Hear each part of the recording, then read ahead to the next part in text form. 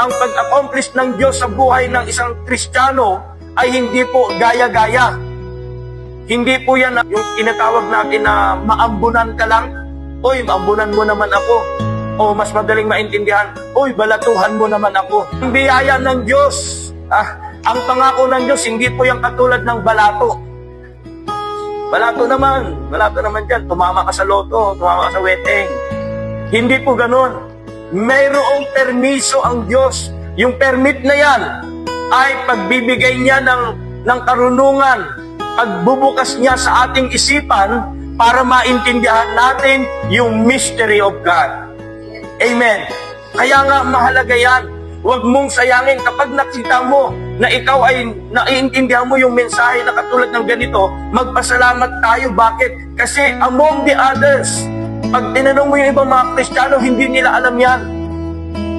That means in their place, in their church, in their community, hindi ipinaunawa ng Diyos or hindi pa ipinauunawa ng Diyos sa kanila. Kung na ito ay naipapangaral na sa atin sa panahon ngayon, well, pasalamat tayo kasi ando na tayo sa point na pinauunawa na sa atin ng Diyos yung kanyang mystery. Amen? So, meron pa yan. Sabi ng 1 Corinthians chapter 1 verse 18, it is the secret wisdom. This is the power of God. Habang naiintindihan natin ang wisdom na ito ng Diyos, habang naiintindihan natin yung mystery na ito ng Diyos, nagbibigay naman sa atin ito ng kapangyarihan. Sa spiritual, sa ating mga Kristiyano, habang inaaral natin ang mystery na ito ng Diyos, habang inaaral natin sa pamamagitan ng kanyang salita, nagkakaroon at nadadagdagan yung ating kapangyarihan. Amen? Ibig sabihin, the more you have the Word, the more you will understand the mystery of God. And the more you have the Word and the mystery of God, the more you can stand on it. Mapanghahawakan mo yan. At hindi ka basta-basta itutumba ng mga suliranin sa buhay. Hindi sinabi na hindi ka makakaranas ng suliranin. Hindi sinabi na hindi ka makakaranas ng persecutions. Hindi rin sinabi na hindi ka makakaranas ng mga problema. Pero ang sinasabi po dito, sa pagkaranas mo, sa panahon na ikaw ay may problema, sa panahon na ikaw ay may suliranin, meron kang kapangyarihan para mapagtagumpayan mo yung suliranin na yan. Amen. Ang pinag-uusapan natin dito, mystery of God, hindi to lahat naiintindihan ng tao. But the more we have the understanding of mystery of God, the more we will have the power. The more we have the mystery, understand the mystery of God, the more we will have wisdom. And this wisdom is not just an ordinary wisdom. Itong wisdom na ito ay wisdom galing sa Diyos. Yung wisdom na sinasabi ko po dito, kapag binabasa natin yung Pentateuch, kung tawagin, nagsasabi sa atin na kung ano yung target natin. Yung target po natin ay walang iba kundi si Jesus Christ. Habang binabasa naman natin, tinuturo sa atin o tinutulungan tayo para i-aim natin yung target natin. To aim the target, kailangan natin ng wisdom. Kaya para makasiguro tayo na si Jesus nga yung ating tatargetin, dapat alam natin itong mga bagay na ito. Hindi lang tayo basta basa ng basa. Kailangan habang nagbabasa ka ng salita ng Diyos, dapat mas lalo kang napapalapit sa Panginoong Jesucristo. Amen? Same thing, itong mystery of God na i-accomplish ay hindi po malayo kay Jesus Christ. Kasi nga ang hinihintay natin, yung muling pagbabalik ni Jesus Christ.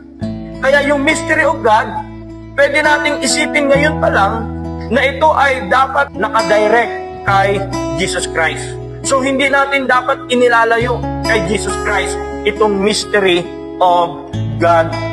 Our question is, what is the mystery of God? The mystery of God ay walang iba kundi si Jesus Christ. At itong mystery na ito ay maa-accomplish sa muling pagbabalik ni Jesus Christ.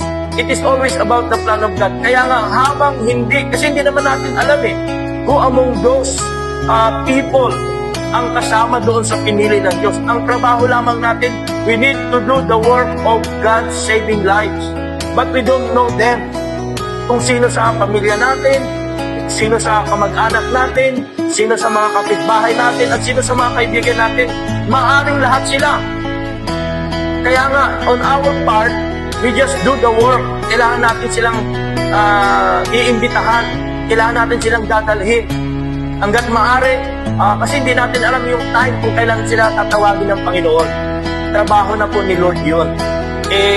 Imbita nga tayo ng imbita sa kanila, hindi sila umaaten. Pero isang araw, inimbitahan natin sila, umaten sila, sumama. Yun pala yung panahon na darating na si Lord. Diba? Napasama sila. Di, biyaya yun. Imagine, sa huling imbita mo, napasama sila.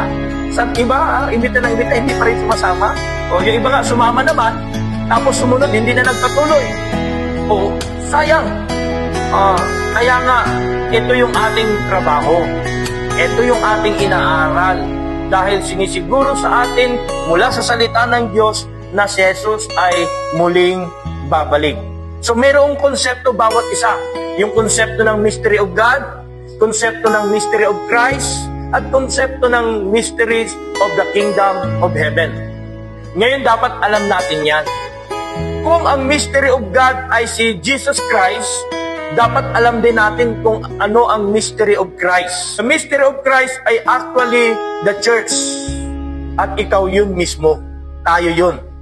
So the more we understood, habang inaalam natin, nauunawaan natin yung mystery of God, naintindihan natin yung mystery of Christ.